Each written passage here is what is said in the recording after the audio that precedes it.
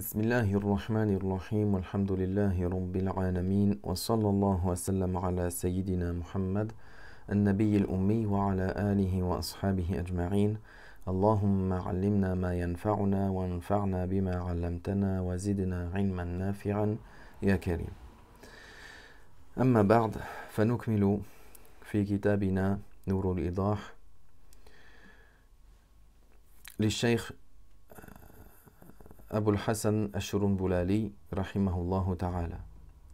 Nous continuons dans le cours du Nurul Idah, de notre cours dans Nurul Idah, du Cheikh Ash-Shurunbulali, dans le chapitre de l'humectage des khouf.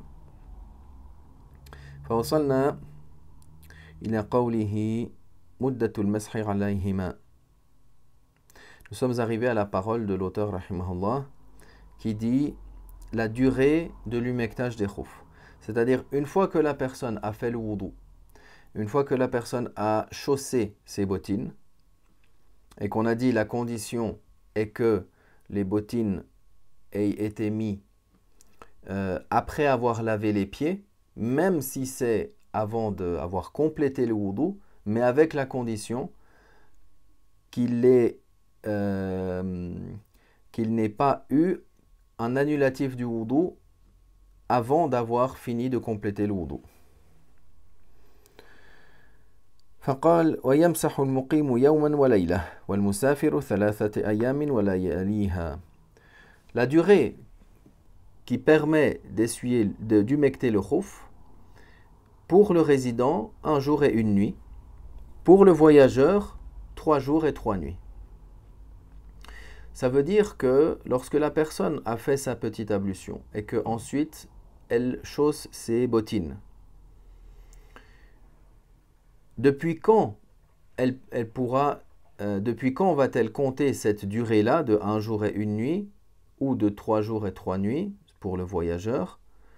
C'est-à-dire qu'une fois qu'elle aura, comme on va le mentionner, annulé son wudu, lorsqu'elle va, bien sûr, elle garde toujours ses bottines, elle les garde.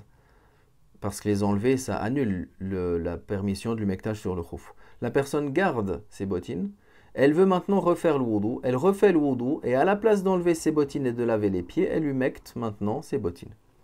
Donc, combien de temps elle peut garder ses bottines et refaire le wudu et essuyer ses bottines à la place de laver les pieds? S'il est résident 1 jour 1 nuit, s'il est voyageur 3 jours et 3 nuits. وابتداء المدة من وقت الحدث بعد لبس الخفين. Donc là, depuis quand commence ce jour et cette nuit, c'est 24 heures pour le résident et c'est 3 jours et 3 nuits pour le voyageur, depuis le moment où il aura annulé son wudu. C'est pas depuis le moment où il met les bottines. Du moment où il met les bottines et qu'il a complété son wudu, c'est possible qu'il y ait 2 heures ou 3 heures qui ne s'écoulent et il est toujours en wudu. C'est-à-dire le wudu avec lequel il a lavé également les pieds. Donc c'est pas depuis le moment où il les porte, mais c'est du moment où, si par exemple 2 heures ou 3 heures après, il a annulé son wudu, à partir de ce moment-là, il compte les 24 heures ou il compte les 3 jours et 3 nuits pour le voyageur. C'est-à-dire que lorsqu'il va maintenant renouveler son wudu, il fait son wudu habituel et à la place de laver les pieds, il garde ses bottines bien sûr et il humecte ses bottines. وإن مسح مقيم ثم سافر قبل تمام مدته أتم مدة المسافر. يعني بالشرط أن يسافر قبل انتهاء مدة المقيم.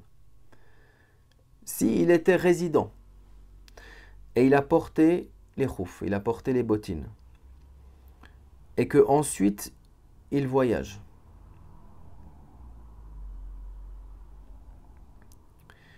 c'est-à-dire qu'il voyage avant d'avoir atteint la durée de 1 jour et 1 nuit, alors il complète la durée de 3 jours et 3 nuits.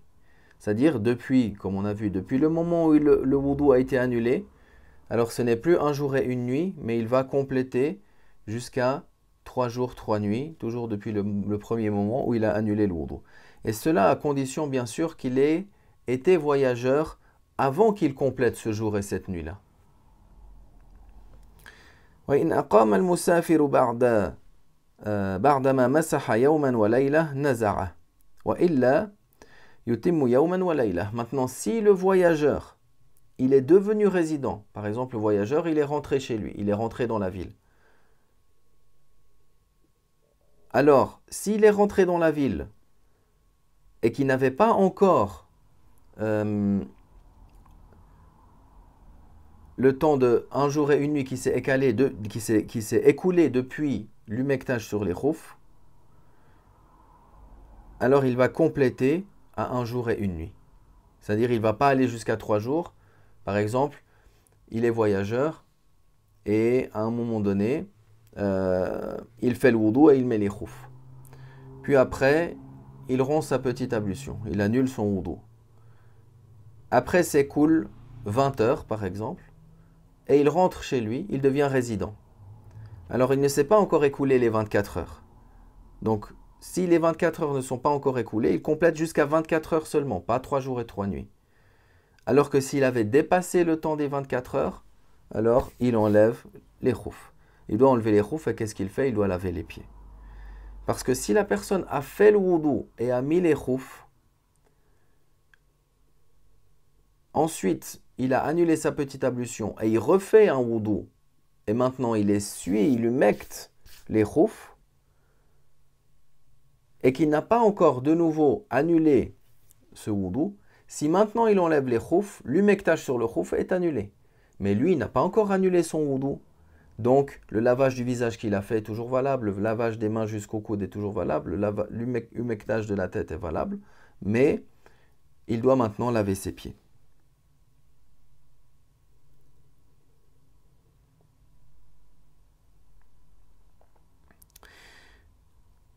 وفرض المسح قدر 3 أصابع من أصغر أصابع اليد على ظاهر مقدم كل رجل. Maintenant, qu'est-ce qui est obligatoire? Qu'est-ce qui est obligatoire d'humecter pour le khouf?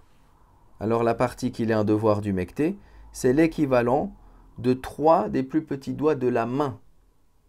Concernant, parce que la main, c'est l'instrument par lequel on va humecter.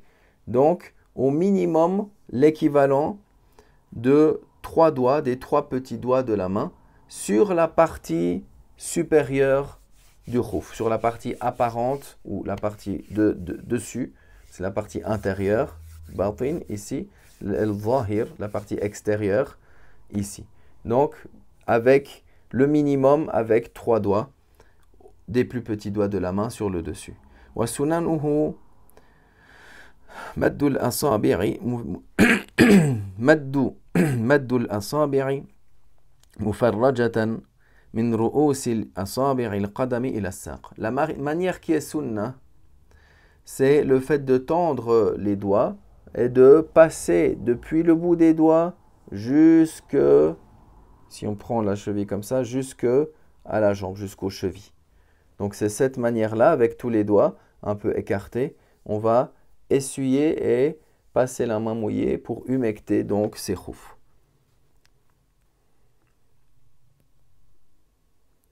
ثم قال نواقض المسح. Puis ensuite il mentionne ce qui annule l'humectage sur les khoufs. Walhamdulillah wa sallallahu wa sallam ala rasulillah.